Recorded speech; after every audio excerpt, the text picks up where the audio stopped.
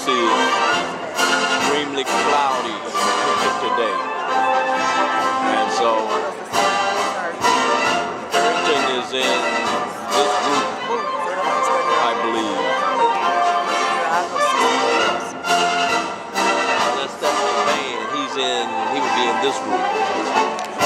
Yeah. That's the band right there.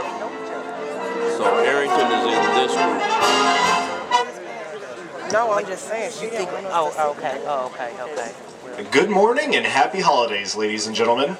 Today's Basic Military Training Graduation Parade is a celebration of the achievements of these graduating airmen. It is also a ceremony that both teaches and appreciates our Air Force military heritage. Drill is an integral part of military history, a prominence that rests on the fact that its fundamental purpose was to prepare troops for battle. For the most part, drill procedures practiced in the past were identical to the tactical maneuvers employed on the battlefield. It was this aspect of drill which made it such an important part of training. Even today, drill remains a necessary and useful training activity for instilling discipline and esprit de corps. Over 220 years ago, General Washington enlisted the assistance of Baron von Steuben, a distinguished Prussian officer, to help instill discipline. Baron von Steuben arrived at Valley Forge in February of 1778, facing an army of several thousand undisciplined, half-starved, wretched men in rags.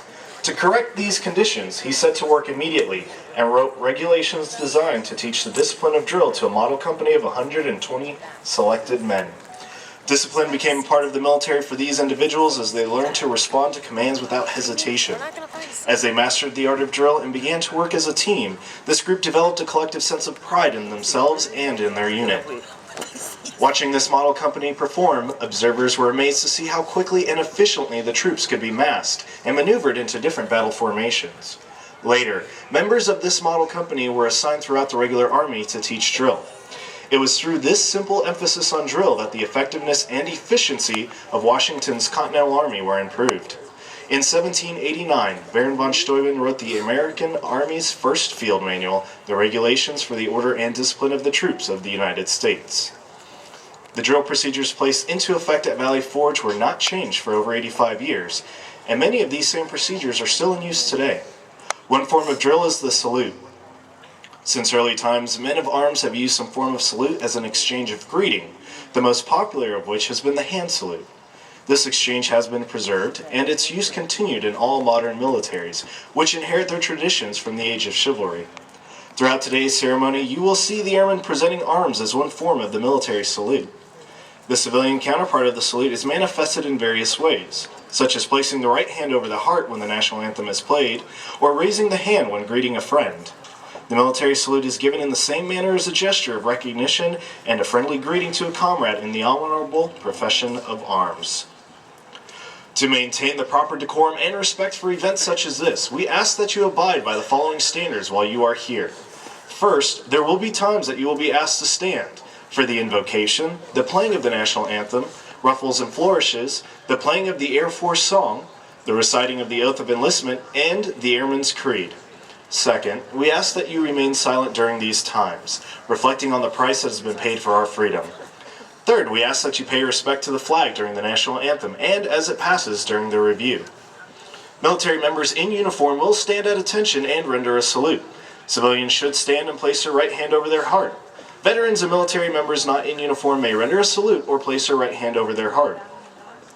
After the last note of the national anthem and after the flags have passed, you may then return your hand to your side. We also ask that all cell phones and other electronic devices be silenced at this time. As the flights pass in review, applause is appropriate, but please limit that applause so that others may hear the narration of the names and the hometowns of the military training instructors. Please reserve the strictest respect during our oath of enlistment. During this oath, airmen pledge their lives to support and defend the Constitution and our country. For the safety and comfort of those around you, we ask that you remain in place until our distinguished guests have left the reviewing stand and departed the area. Restroom facilities are located in the buildings on either side of the parking lot, and during this morning's ceremony, smoking and the consumption of alcoholic beverages is not permitted. Finally, please do not go onto the grassy areas when taking photos during the ceremony.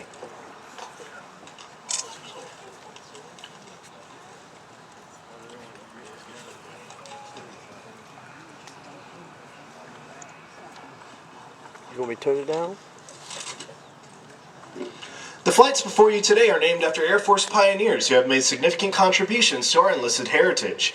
They have special meaning to all airmen, especially those who are transitioning from civilians to warrior airmen of character. Today's graduates make up these heritage flights and will continue to shape our Air Force. And now I'd like to take a moment to inform you on specific flight locations on the parade field, as viewed from the bleachers from your left to your right. The first two flights to pass in review today are Erie and Harlow flights. They are followed by Barnes, Gaylord, McKinley, and Roy flights. In the center of the parade field is the 737th Training Group's Drum and Bugle Corps Murray flight. The flight selected to carry our national, state, and territorial flags is Blake flight. The next flights are Cody, Matthews, and McCoy flights. The last three flights to pass in review are Andrews, Parrish, and Finkston flight. At this time, please find a place to sit. Thank you, and enjoy today's ceremony.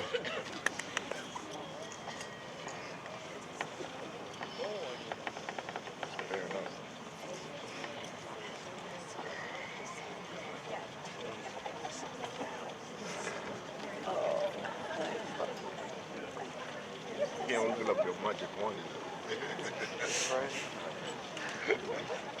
Very cold.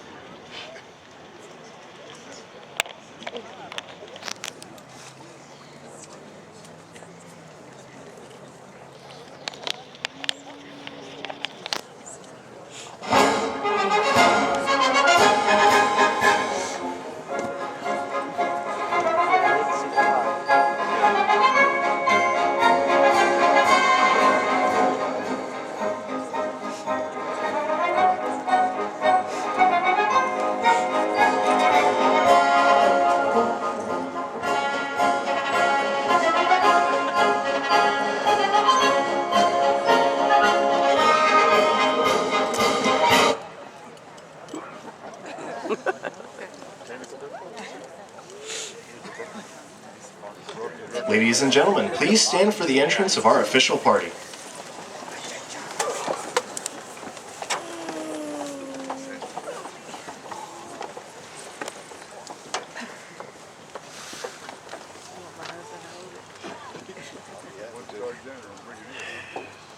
I just don't want her to roll off.